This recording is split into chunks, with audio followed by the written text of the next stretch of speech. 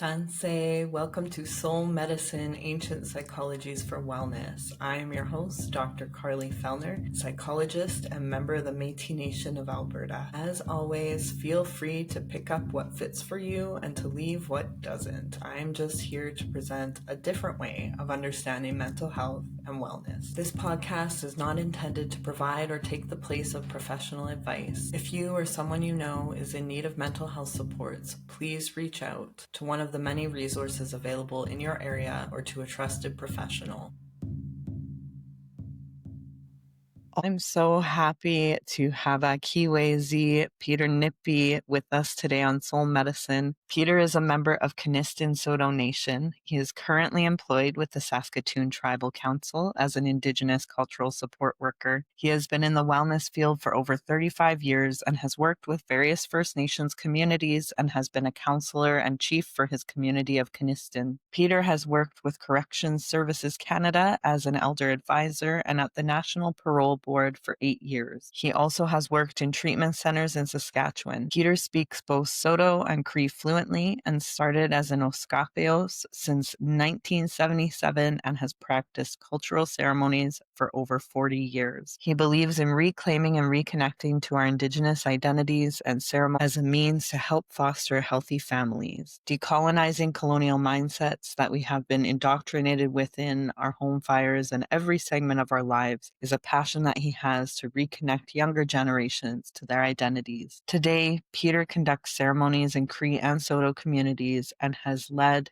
his Sun or Rain Dance Lodge for the past 20 years in his community. He has conducted and facilitated all the Cree and Saulteaux ceremonial lodges that are still practiced today. We are also very fortunate to have Peter as part of our team as a Gitchaya Akiwezi, a knowledge holder with Maskihkiy Wellness, available to provide cultural supports and supports as a frontline helper who is trained in Indigenous focusing oriented therapy. I am so excited to welcome Akiwezi Peter Nippi, one of my teachers and someone who inspires me every day and who I learn so much from every time we interact. Peter and I have had the opportunity of doing a lot of workshops together, presenting together, and just being able to sit with him and learn with him. He's taught me so much about our original instructions and teachings, and especially through understanding natural law, which is part of what we'll be talking about today. Peter, I'll invite you to introduce yourself and we'll go from there. Kitane me konem minikaka no abe kuma asina tepetsika nensing. Maskutepsiki gisugonen disni kaz. Kipap kang donsi. Ni nakkawe enda nisnabem. Me tabi si ompigi kuan. Imaminike kwatuan minakawean. Tamskat na no gakiote. Apetta wegani hiweg.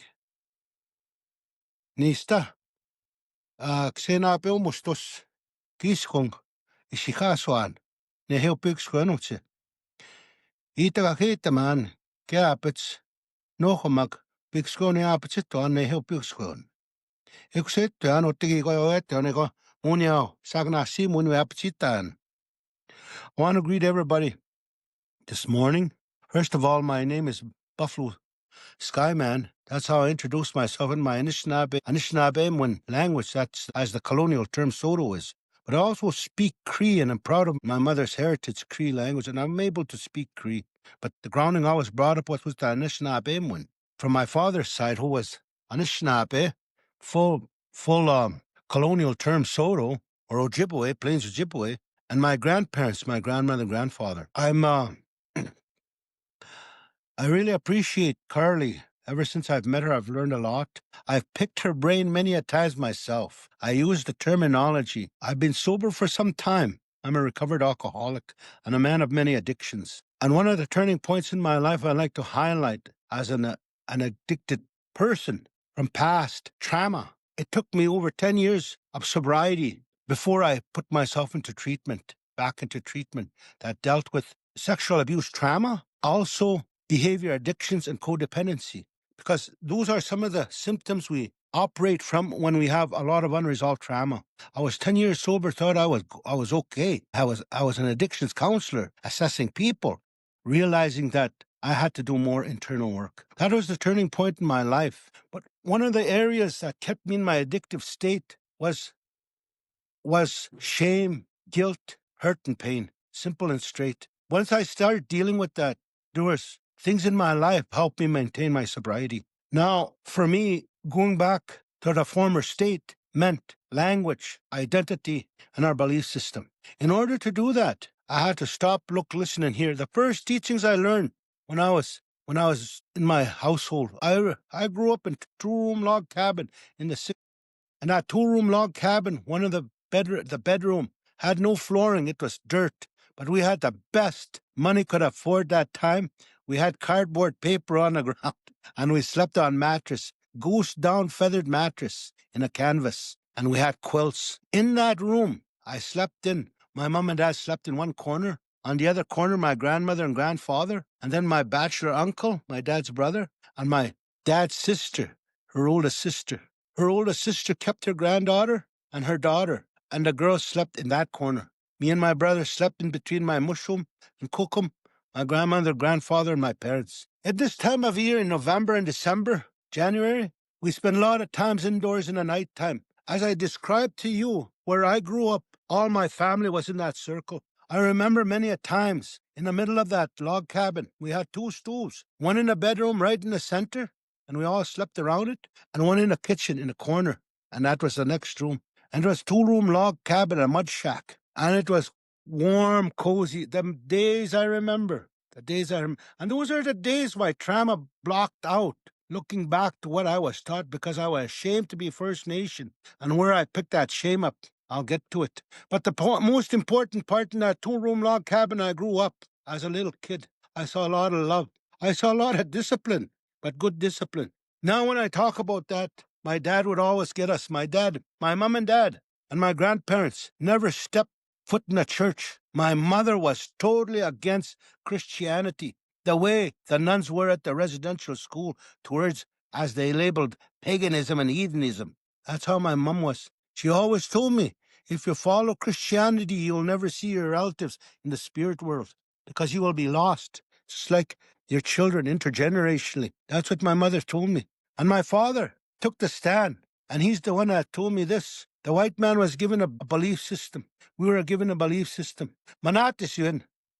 Siya ba't yun? Said use respect, as you would want them to respect yours and theirs. Them theirs. So those are the teachings that I was grounded by my parents. And now our grandparents never went to church, never went to school. Same with my parents. They never went to school. They were all Anishinaabe. So every November, December, January, my dad, above our two-room mud cabin, above on top on the wall was my dad's pipe bag. My older brothers, my teenage brothers, would be asked to get a pipe bag. And I remember my dad one day, he took that pipe bag and he dug it. And I was, a kid, you're really anxious to open things. And I seen this nice pipe bag. And it was a medicine bag. One of those, like the fawns with the spots. And it had hooves on the side. And he dig tobacco. And he put tobacco in my hand, one pinch of tobacco. Then he told me, ask your grandfather to tell you.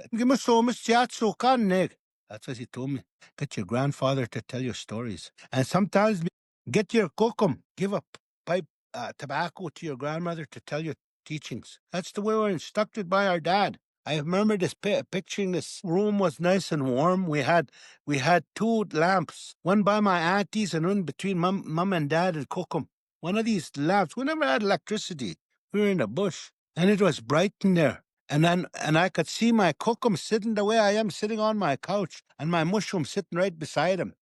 My mushroom was born in 1874, and he passed away in 1977. My kokum was born in 1891, in that era, and I don't know exact date, 1891, and she passed away in 1978, October 6, 1978. That's when my grandparents passed away. So you go figure the ages. And those two people sat on their bed, no couch, When my grandfather sat on one side, my kokum sat on this side. My kokum would be on her knees, would be beadwork. She'd be beading. And my grandfather, he was deaf too. And then he would have a little pipe and he would load up that pipe. And we'd all sit semicircle around my grandparents, listening to them. That's how everything started. Now, that's where some of the things I'm going to talk about started. Family of origin, natural laws teachings. But before I go into that, I want to tell you more about myself. At a young age, I was a child of the 60s. But you got to remember 1960 when Diefenbaker brought the Bill of Rights and I always say opened the floodgates of hell, alcohol sipped into every community. The hardest part for me, because of the trauma that I end towards the end of the 60s, was my parents drinking. And that shattered a lot of the good memories I had. Because I encountered so many traumatic experiences, it blocked out. Because in the early 70s and 80s, alcoholism was so rampant in communities. Trauma was so rampant. And it was in the late 60s I got into residential school. And I remember that day when the Indian agent drove with a car and couldn't cross the creek to where we were living. And I saw him walking to our place. And the Indian agent, he had a golden tooth. And he had one of those hats on it walking. And he said, he could speak Soro, Jibwe, Anishinaabe. And I remember going to the house, log house, to my mom. My dad was gone hunting. And my mom was alone with us. And I remember him talking to my mom, telling him, he's been doing the say, he got tapping a magum. Interpreted, he said, you have to send your children to residential school. If you're unable to send them, they're going to be apprehended. I remember my mom, and I remember holding getting closer to my mom's, hanging on to her dress when he said that Indian agent. I remember that it's so imprinted in my mind as a result of the residential school. So that this was probably in the spring, so that fall is when we went to residential school. I remember a team of horses being first time they bought me a brand new jeans. And I remember my mom bake. I thought we were going on a picnic. We went by wagon and I saw her bake cinnamon buns and rice pudding, putting them in a little box. I thought we were going on a picnic, boy. On my Sunday best, boy, I was just so proud. And I remember going to the Indian agent's office, the band office. And before they got there, we had a picnic and they told us they're sending us off to school. That's what my parents said. We can go egg for you to learn. I never knew one word of English. And off we went. And that's where colonization, full force, assimilation, integration, conditioning started happening. And grooming. When I got to the residential school, I had an interpreter, my cousin, who was already at residence, and I was totally different environment. I didn't even know what Christianity was till I went to church the first time. I couldn't understand. But what I could see was the visual teachings of that place. I seen the cross and all these. I wonder what the heck that was all about. But anyways, that's where the turning point started changing for me. And I talk about all of that, and I give you guys my name. It took me a long time to realize I had to stop, look, listen, and hear the spirit. I did not like what I saw, but I was powerless at that age. By the time I was 10 years old, I was interpreting for my grandparents and my parents. But a lot of my teachings stemmed from where I grew up in a non-colonial system, but we had to live within the colonial system in order to live and survive. And being a product of residential school, I'm the first product of residential school. But I only went for 3 years, but the damage was still done. But nevertheless, where a lot of the stories that I got was in my home fire and the teachings that I got. My grandfather would spend a lot of time talking to us about the worldview and natural law. It was my parents and my father, my uncles, aunties that were very instrumental in building and teaching us what natural law was all about from an Anishinaabe perspective, Nihil perspective. Now, when I talk about all of that, as of today, when I talk about a colonial perspective, we tend to mock the white system. No disrespect when I say this, white is right. And people say our buffalo is education, and not realizing we minimize our indigenousness, our First Nations worldview, our educational, academic, and lived experience worldview was so spectacular compared to the colonial, linear, academic worldview because it was holistic. It entailed everything. Our educational program started in the womb and through the developmental stages of life, right till death. Even in death, you had to understand what grief, loss, and what mourning was to continue. And in order to do that, you had to have spiritual grounding based on spiritual teachings. When I talk about all of those, I was fortunate. But here's the sad part. I was fortunate, but I was ashamed of who I was because I carried vicarious trauma, collective trauma.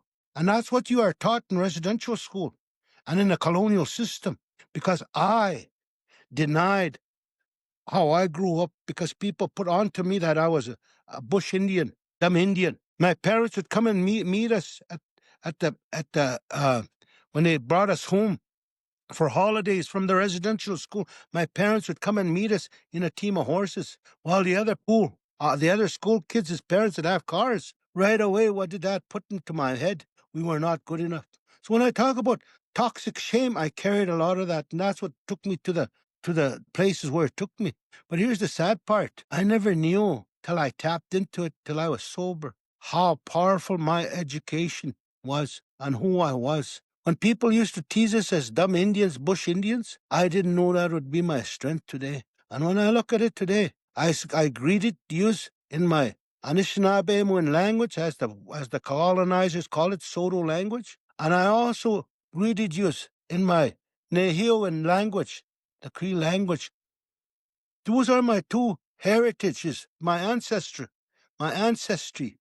language that I'm so proud of today that I carry.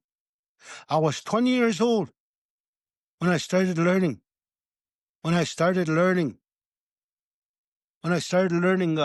Nehioan in the ceremonies. So when people say, I can't, I don't know, no, that's baloney. Haven't connected to your spirit. And we spend a lot of time on the red road, sweetgrass journey, recovery journey, trying to find ourselves, trying to get a solid grounding on our own recovery. We have no time to enter our spirit, to tell us who we really are, to be proud of who we really are. Now, when I talk about all of that, I'm going to go into my credentials. When a white man writes a book, everything he writes in that book, he has acknowledgments. Then he has a bibliography. In the way my grandfathers, my aunt, my uncles used to tell me, when you're going to sing a song, you're going to say a prayer, an ancestral prayer from the back. You honor the people that carried that from generations to generations. You honor their spirit with what they walked with when you're going to use that, because it opens the portal of knowledge. So, in my teachings, one of the things I talk about a lot of times is who were my teachers? How many fingers I have in my left hand and right hand? I could tell you. My mom and dad, my grandparents, John P.A.'s, Maggie P.A.'s, my grandmother, Mary Nippi. That's maternal and paternal. And on this side, I could tell you about my aunties, Nora Bird, Christine Deplad, Eliza Taseup, Tootsie Nini, Dorothy Crow. I can even tell you my cousins, George Nippi, Raymond Nippi, John Bird, Roderick Cody, Fred Mosso, Joe Crow, Welper, Nash Capo. Those are all ceremonial spiritualists, and they belong to the Matewan Society. Those people, one of my uncles, he was my mentor. He was 91 years old. I seen him die in front of my eyes. He was born in approximately 1898. His teacher was a Miskosis. A Miskosis was Old Worm from Kawakato. That old man lived to be over 100 years old, and he died in the 1920s. And that old man, today I hear academians call it knife teachings, where he would put his knife into the ground and he would talk to his grandchildren in a sacred circle about teachings. When I talk about all of those things, it was that old man, my uncle, and my grandparents that told me, you acknowledge the people that gave you that intergenerational teachings. That was the protocol we had to do. I was fortunate, but I was ashamed of who I was because of what was imprinted into me in the residential school system. Even on reserve and off reserve. I did not belong in Yellow Quill, and I did not belong in Kiniston. So I was lost back and forth. Today we have this on reserve, off reserve, and there's this divide. It still exists because why? We're not connected to who we are, because we're embodied and we're also conditioned of power and control, conquer and divide. And we're divided spiritually, mentally, emotionally, and physically. Why talk about all of that? I'm an addicted person. I can get addicted to anything, to excess, if I don't have my mind in check. My mind. And my mind affects me physically, and it affects me emotionally, and it affects my spirit. All these four aspects are all connected. And we talk about holistic healing. How well are we? This is what I've been doing for the last 35 years, doing workshops. How well are we? You know, I had to take honest inventory because I got caught up in the behavior addictions of people pleasing and caretaking. And the most biggest thing that affects people's personality and self-esteem is image managing. And when I did all of these things, I didn't realize how codependent I was to others. And some people say, oh, codependency was our tradition. Well, you know what? Codependency is a tradition when you do it to excess. Because you know what? When we don't deal with our traumatic experiences, we do things to the extreme. You see that on First Nations today, everywhere. What has brought me back when I sobered up and I rolled my sleeves up and I done work in it? I went back to who I am. I went back to the way I was taught to the old people. Get there, why? Going back to the teachings to help me ground me. And one of the things I had to realize at 15 years old, when I was out of residential school, I went back and I became a scapeus. I get a kick today, live in work in urban areas, and that word is so used. They even have women scapeus. Then I had to stop, look, and listen, take inventory about language. How important is language? I've read this somewhere. Language is the vessel to the culture, a way of life. One day, my uncle prophesies to me, our white brothers and sisters are going to come back to you with these teachings, with the medicines. And my mother prophesies to me, the white man's not going to pay for your drugs all the time, so you need to go back to the land, because the land will sustain us completely, physically, mentally, emotionally, spiritually. Those are called kagi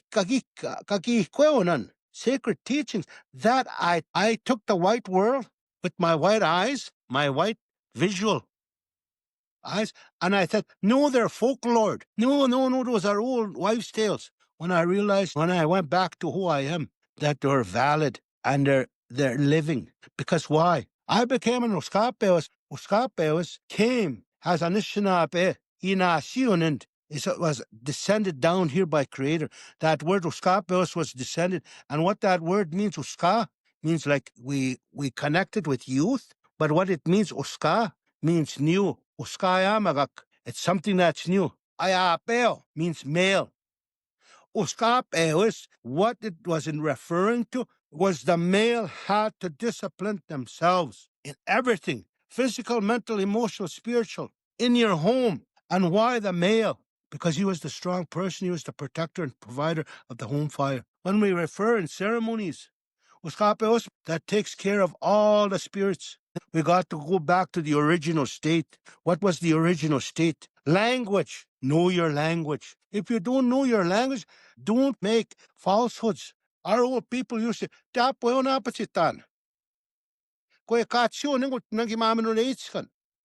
use truth. Get it from your heart of honesty, and those will permeate. Everything you do in prayer. I had to relearn that. I had to reclaim and rebuild who I was. And it's never too late. I had to sober up. Back in 1977, I started being an Oskapeos. And how did I get that?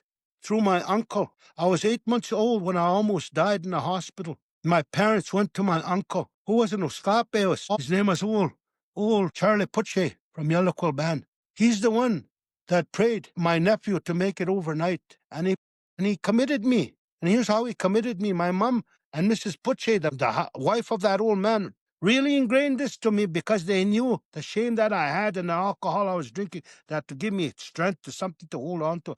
They told me, that old man prayed for you to live at 8 months old, and you actually lived. And you know what his prayer was? One day, my nephew will work in the lodges, will work for you, Creator, if you spare him his life. Having heard that from my mother, the one I love, and the woman that I respected, I entered back that field.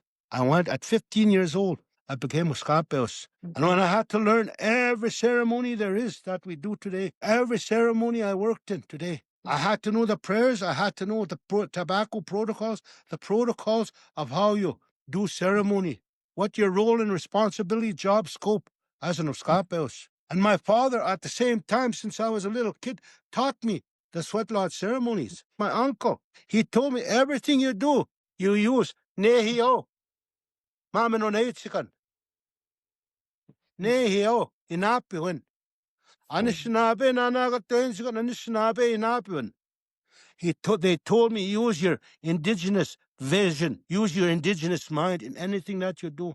I'm proud to say, not from being egotistical or trying to put myself higher. From a colonial perspective, I have to break traditional protocol and say, here's what I bring to the table. I make the colonial term Sundance ceremony or rain dance ceremony. They call them Sundance chiefs today. I find that outrageous. Nipagwe Simogamik, we call it. I've just finished my 20th year, and it's unbelievable how many times I worked in those things prior to making it. And I had two mentors to that, two Sundance makers. One started in 1948, and the last one he made was 1991. My other Sundance chief, rain dance chief, colonial term, started in 1980. Last one he made was 1990. They didn't say, Peter, you're going to make this ceremony. They instilled in me the teachings, but I had to earn that through fasting, through working in those lodges. That's the missing link today. I had to work a minimum of 25 years as an Uskapeos to know the ceremonies in order to sit where the old people sit with a pipe today. That's the academic prerequisites to be a ceremonialist, a spiritualist, a herbalist, a traditional person. Those are the requirements. I finished my 20th years as Nipagwe. There's another lodge that went when we talk about the genocidal practices of outlawing our ceremonies as a result of that. A lot of these things are not practiced in communities. I do the pitagamik. Oh, I get a kick out of it when I hear the colonial term. The law lodge, and they call it the smoking tent lodge, the bear lodge. I know it as a pitagamik. And it's referenced in creation story that those two lodges were the most important ones. Those were the highest ceremonial lodges you could do. Then came the council dance, the warrior society dance, also the the chicken dance lodge. Those were the next two to that. And the other one that was so vitally important, I don't do those two lodges. I do the and Mandai Togamik. Mandai Togamik is the good luck spirit dance. And then the other one, Satimosumogamik, the horse dance ceremony. Wakasumogamik is the round dance, the whole.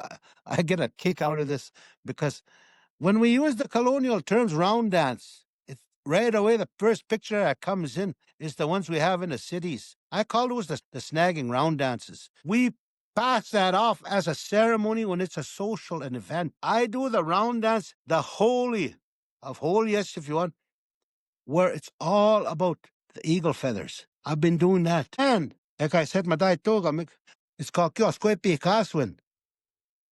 Kioskwepi Kaswin means acting drunk dance. Right away, people think it's all acting drunk. No, it's a ceremony that you did to ward off negativity.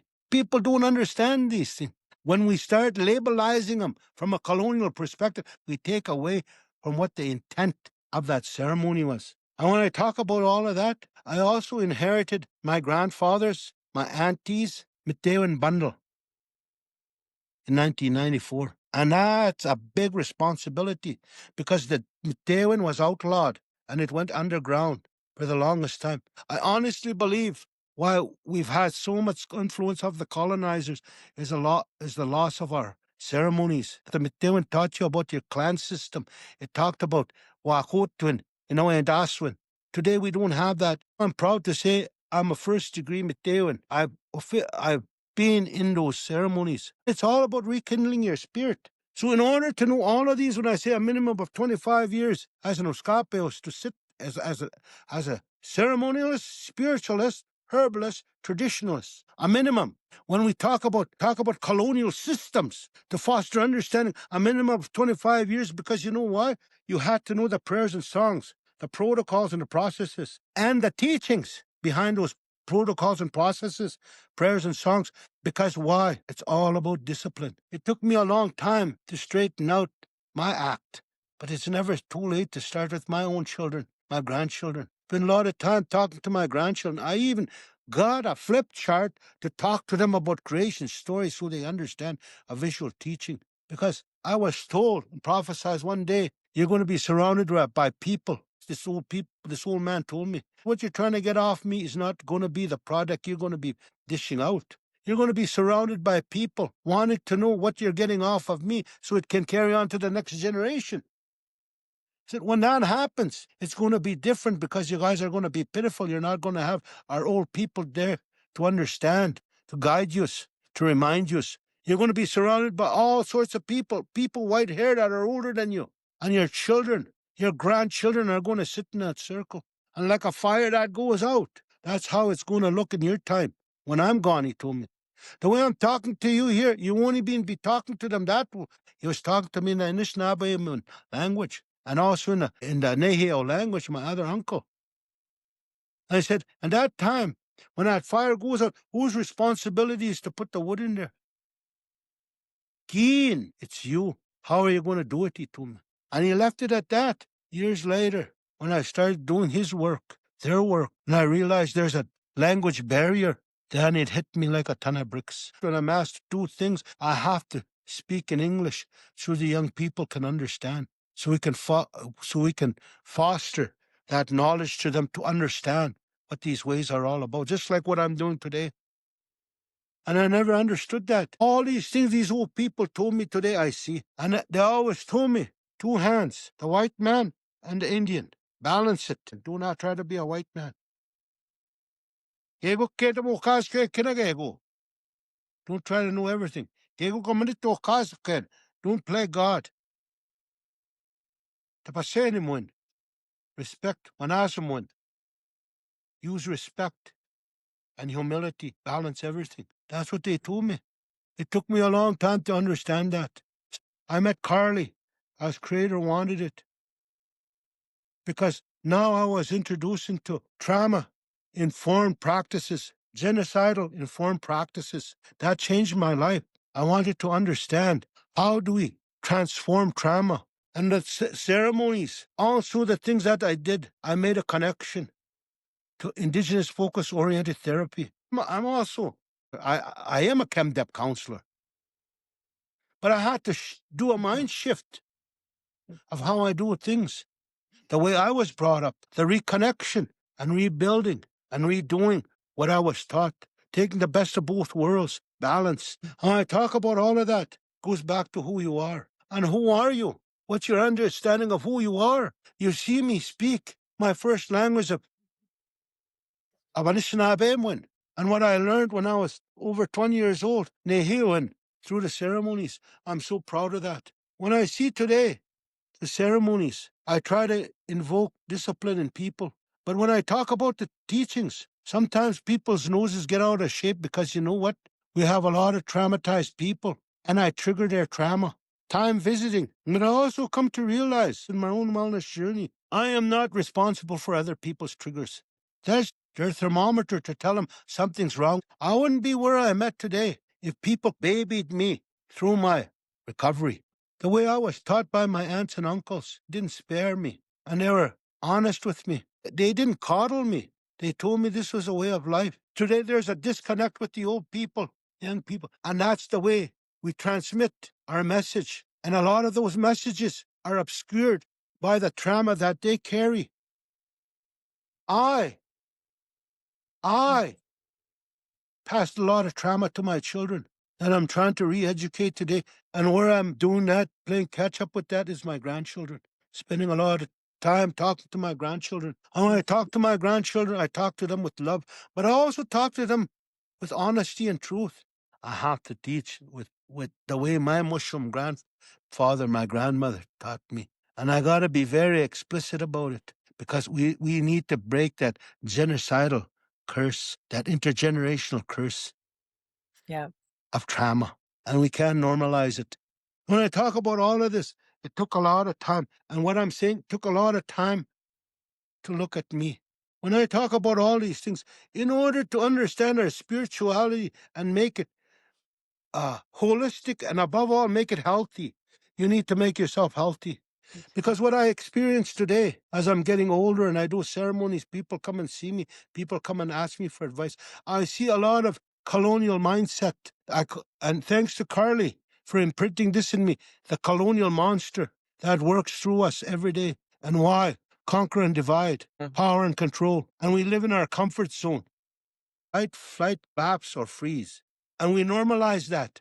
When we talk about wellness, we can be well, but you know what gets get gets gets me today? Everybody wants to be well at any cost. In our communities, we have wellness fairs and we bring in non-First Nations people to these mad. Feed off our trauma. And how do they do that? Perpetuate unhealthyism. And how do they perpetuate that? I have call out one lady on that. Actually, several. They blame somebody put bad medicine on you. What are you doing? You're re-traumatizing these people and you're taking advantage of their vulnerability. That's not wellness. That's not healing.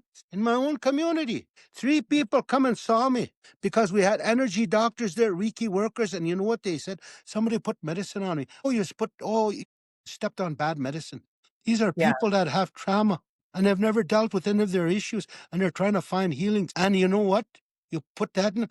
So we got to Yeah. stop, look, listen, and hear, and we got to take inventory. What is wellness? Wellness to me is how well are you? Really? Do you know how to feel? Do you know what you feel? And do you have a concept of what wellness is for you? I want to pass the message of resiliency, big fancy word to say, get well, person, and rebuild this person to be the best he can be. And yeah, it wasn't easy. People still judge me. Oh, heck, today it's water off a duck's back.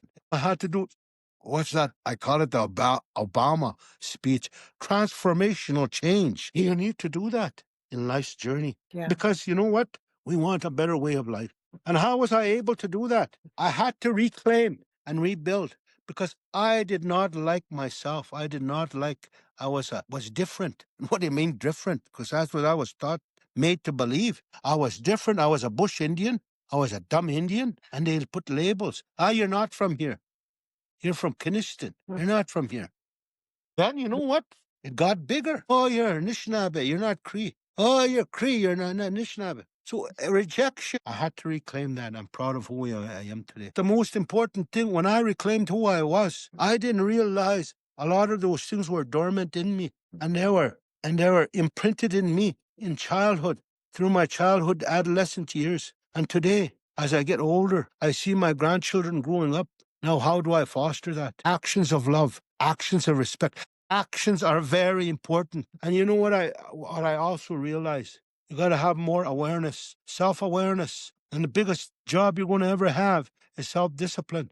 And when you have self-awareness, self-discipline, the hardest task a person will do is to self-care, to take care of themselves. I've been down that road and I know what I'm talking about because I continuously deal with that. Why? Because we carry a lot of vicarious trauma.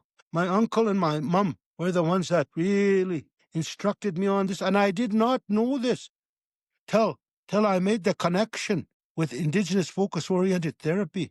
And the connection I made and I celebrated today was that the heaviness that we carry, that transfer in psychology.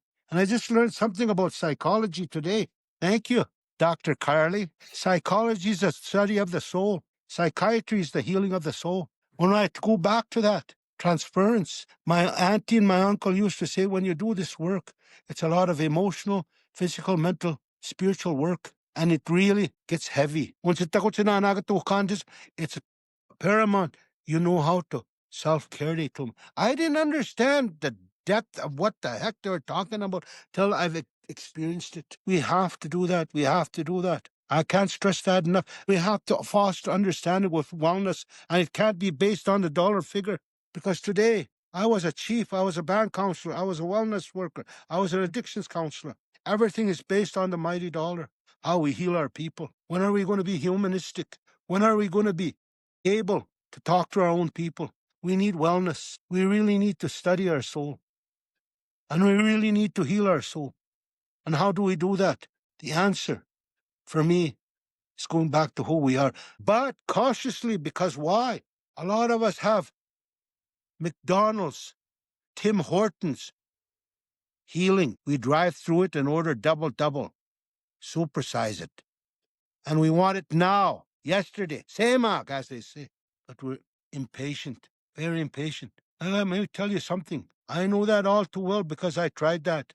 Didn't work. Yeah. So we need to go back. And why? You're never too old to learn anything. I do not like the terminologies the labels we carry today from a colonial perspective. Case in point, elder. I said it's derogatory towards me and disrespectful to call me an elder. First of all, I may not be older than anybody else. I may be younger than some of these people. When we look at the dictionary from a colonial standpoint and we use the terminology elder, we use the thesaurus, or else let's say we use the English version of the dictionary, Webster's dictionary. You look at that. There's two definitions. Elder, a person that's older than you, or else the second definition to that, it speaks to a hierarchical religious organization, i.e., the Mormon Church. They have elders. I do not associate with that from our indigenous perspective, from our Indian way of life, from our Nakaway, from our Anishinaabe, or else from our Nahio worldview. When we use our terminology, we got to be unique about it because we're a distinct society. Nahio, Anishinaabe, we have our own distinct language. Anishinaabe, you call Anishinaabe or Kchayak. And then it goes into another definition of Akiwenji Mindimwe. Those are the right terminologies. Akiwenji is the keeper of the earth, is the one that holds everything together, but above all, comes from the heart of love. That's Anishinaabe.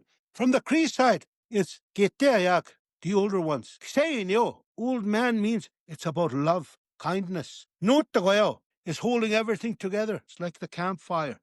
Kotuan. That's how distinct our language is.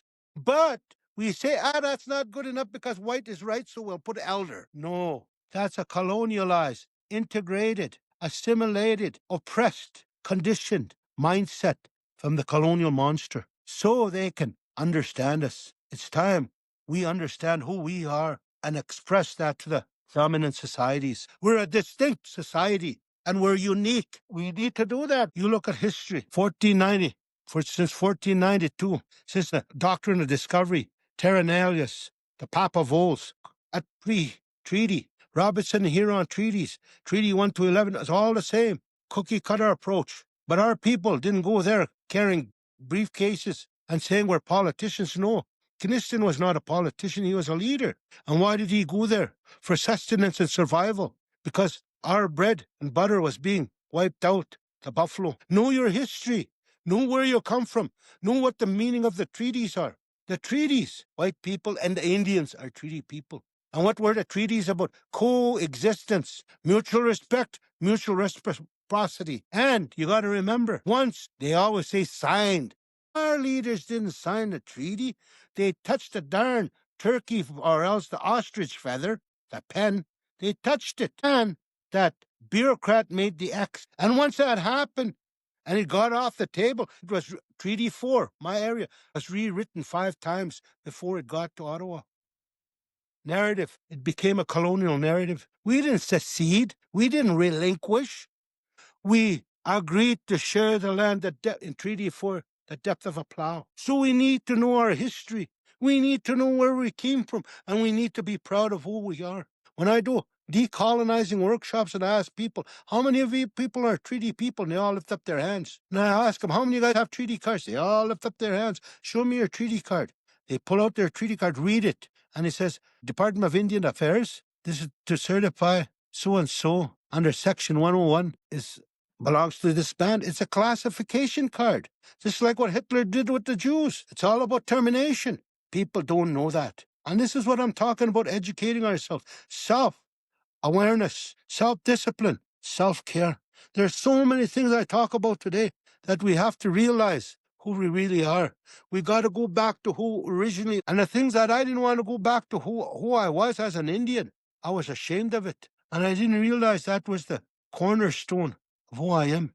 Because what it taught me when I went back to kokum and mushrooms teachings, my mom and dad. And I had to go back to those November, December, January nights when I sat down with Grandpa and Grandma listening. And when I sat in this semicircle with my grandparents, and like any other kid, your attention span is not great. You know what my kokum would tell us? But she would tell us in the Anishinaabe, stop, look, listen, and hear. And if I started moving around, she'd tug on my ear, tell me, what's this for? That's what my kokum did. And I didn't know. They told me I had to listen to them. Oral teachings, verbalizing, oral teachings, visual teachings with your eyes, and how my mushroom mocked things through his hands, through his expressions, and what I saw. And the most important thing Kokum did, audio teachings. Stop, look, listen, and hear. Stop, look, listen, and hear. And I didn't know. It took me well over 50 years to realize this. What was Kokum teaching us around in that semicircle? This is what's missing. Character building, building our character. How many of us are so impatient to listen today? How many of us don't hear? The best thing today is we grab, I call them our spirit helpers. We grab our cell phone, our tablets, our computers. And what do? We become spiritual after we light our smudge and we Google Cookum, Google, mushroom, internet.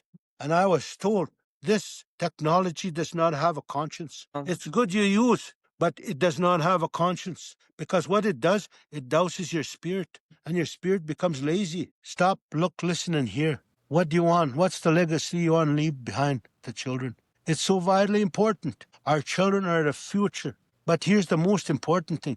What am I carrying? Intergenerational healing, intergenerational teachings, intergenerational wisdom based on trauma. When I talk to people today, I said, let your trauma be your teacher. What is it teaching you? Let your trauma give you wisdom. What's wisdom? Experience and knowledge, where it took you. Let your trauma be your healing, to try to give them that mindset. And when I think about all of this, that's why I strongly believe, and I ask people, how well are you? I have a lot of people come and ask me to help them. 99% of the time, it's their own trauma they got to unlock. I'm just a person that's guiding them. You know, one of my biggest peeves is people take advantage of that vulnerability. And you heard me speak about these healers, energy doctors. The other thing I speak about, one of my biggest peeves now, I could talk about it, is one of these guys when they play elder and they victimize women. I've seen it. I've seen people hide behind the Bible. I've seen people hide behind the pipe and the ceremonies because of their own unresolved trauma and where they put that trauma onto other people's sexual predators. Nobody wants to talk about that, and I talk about this. When I do workshops, I talk about traumaphobia. We have so much traumaphobia over there. Everybody wants to blame. Oh, it's a genetic thing. It's this, it's that, it's this. It's because we're unemployed. It's all this. Baloney. It all goes back to trauma. That Gabor, that's what he talks about. Yeah. Everything goes back to trauma. Mm-hmm. You can philosophize, you can do all your work around, but at the end of the day, it goes back to what you are. What is it? When somebody has violated your safe space, and nobody wants to look at that. Everybody operates under the unhealthy rules. Don't talk, don't trust, don't feel, don't cry. Why? Because they have to deny what the trauma that happened in their life, because they got an investment in it. And that investment is, the longer you keep it quiet, you don't have to do anything about it. But in the meantime, you're sicker than a dog, physically, mentally, emotionally, spiritually.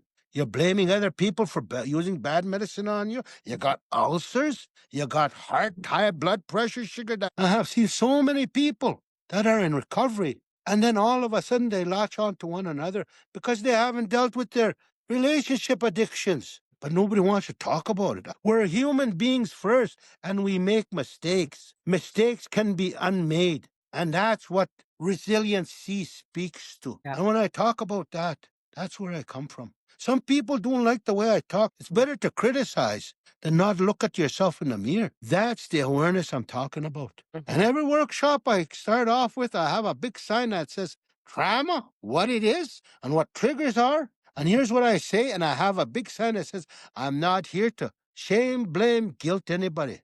We need to say that. Yeah. And you know what? People don't realize, because you know what? They're image managing. I've done a workshop and I triggered the oldest old man in there, and he started just putting it on to me because I was the outsider. I listened to him respectfully. After he finished talking, I said, I told him, Grandpa, what does that remind you of? And he stopped. What do you mean? What I just said and what you just saw, what does it remind you of? Where did it take you? Residential school. And what did I remind you of? One of the priests. Mushroom wouldn't leave my side for the next 2 days after that. Because you know what triggered him was his residential school experience. He was still living there. You know, it's unbelievable what I see every day in our communities. Everywhere I go, we are living in a day and age where we're trying to revitalize who we are, really not being truthful to our teachings. And Yeah. I'll give you an example. I'll go right into it. Natural law. Everybody likes to talk about pipe laws, natural law, our Indian way of life. Well, what the heck is the natural law? I'm here to say, here's what I was told by my grandparents. Natural law, the 4 concepts I'll talk about right now. Everything is in 4. I could spend the next few days here talking about creation story. When Creator came down and brought everything here and wrapped everything in that pipe. The second stop was the ozone layer. The set was the stars. And the 4th stop was the clouds. I could talk about all those. But what he wrapped in there, the beginning of time, was 4 pillars. I'll use the colonial term, 4 pillars, 4 stepping stones. In the Cree, we call it Bastowin. What's-in-Eowin. In the Anishinaabe, Nakawimwin. Batowin, What's-in-Eowin. Then the second part of that, when I talk about Batowin, What's-in-Eowin, is in Anishinaabe, it's called Miamikoshin, Maminotin. Mamiumat in Cree, Kakiskumat, reminding and correcting. So when I use the colonial terms, Bastowin means going against creation's law, natural and spiritual law. What's in Eowyn is karma, cause and effect of your behavior, actions, and attitude. That's why you needed to be reminded of these teachings to bring that correction.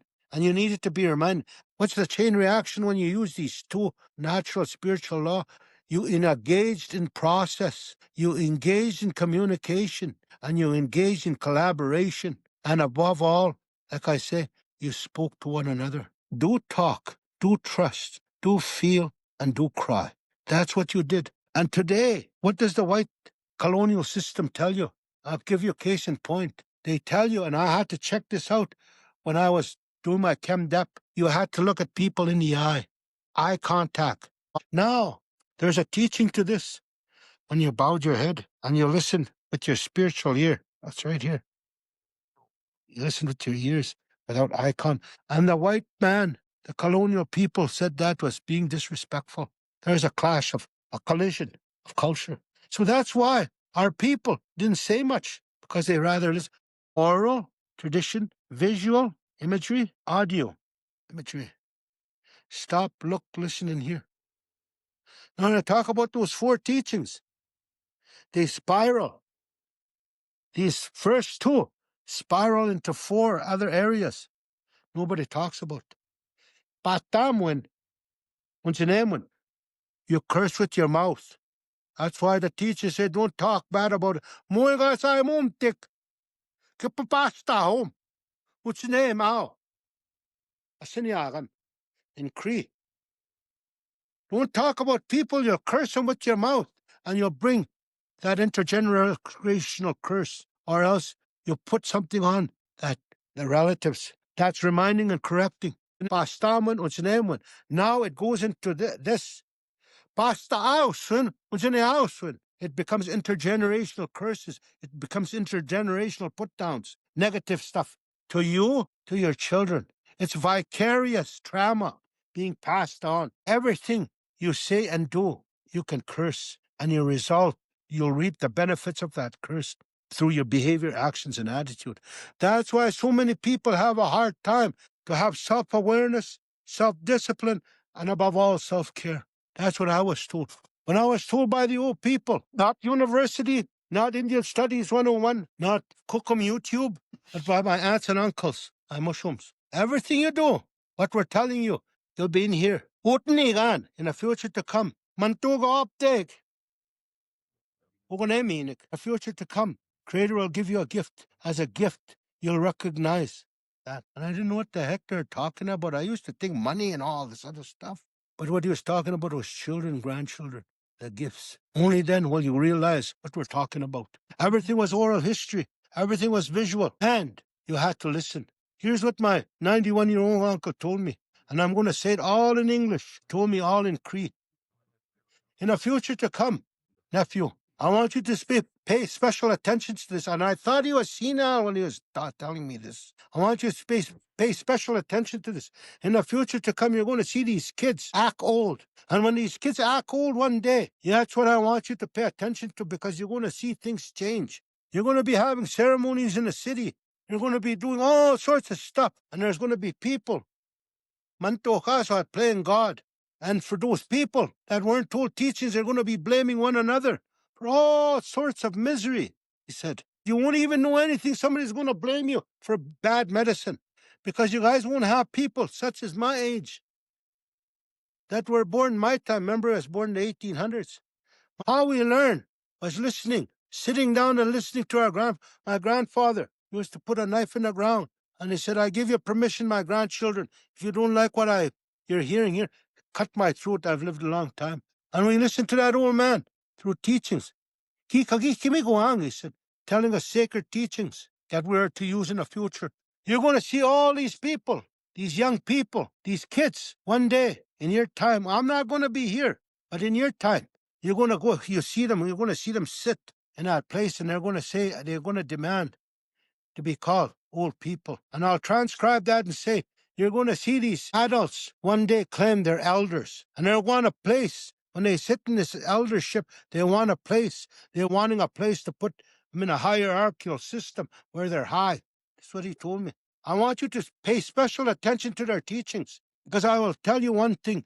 Their teaching are not going to come from my time, how we were taught. It's going to come from a time where they were put in school and they learned from a book, and their teachers were black robes. And that's how they're going to spread these teachings in the future. They told me that's how they're going to make everything, because they're going to think like a white man. Now, I got you doing. You pay attention to that. And when I look today, I see these young people, elders, 50 and over, 60 and over. They have elders' councils, and they want to be heard. They make up all sorts of stuff saying, oh, we got women's kapelsak. Oh, we can do this, we can do that. That's what that old man told me. That's the time you're going to have to watch what you do, because if you don't do it, you don't know what you're going to do to your children, grandchildren.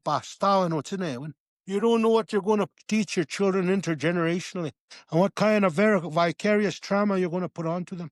And it's going to be hard. And you know what you'll do? You'll blame others because of your own actions. And he told me about his teacher. His name was maskihkiy, who used to fight the Blackfoot battles, the tribal warfares they had. His teacher fought the Blackfoot. You see in the history books in Lethbridge where the last Blackfoot battle was. Maskihkiy was at that battle, and he got wounded by the Blackfoot with a bow and arrow in his leg. And what saved him was that river where he fell into, and he floated out of there. The Blackfoot thought he was dead, and he walked and crawled all the way from over there all summer, and he made it to Kawakatus, close to it anyways, and he lived off plants, herbs, small animals. And that man lived to be over 110. I have a picture of him. He had two sticks, and my uncle said when he spoke and he stood up, he just was dancing. That's how old he was. And he was a medicine man. He made the sun dances. I spent many countless hours listening to those tribal warfares. And this is what that old man taught him. And I try to replicate that every day in my life. Anything that you do, you always put tobacco down, and you always pray. And that's what I love about IFOT. If you're going to put everything down to the ground, you put your tobacco down. Somewhere along life's journey, I made that connection. I seen it. Because why? We have to go back to the original state. What was the original state? We had our language, we had our belief system, and we had our customs and traditions. We need to go back to that. That's the most important part. And we need to understand natural law. Hi. Thank you for listening to Soul Medicine today. Please join us on the new moon for part 2 of my conversation with Akiwezi Peter Nippi, Being Seen by Spirit. Part 2, Ceremony, Worthiness, and Coming Home to Ourselves.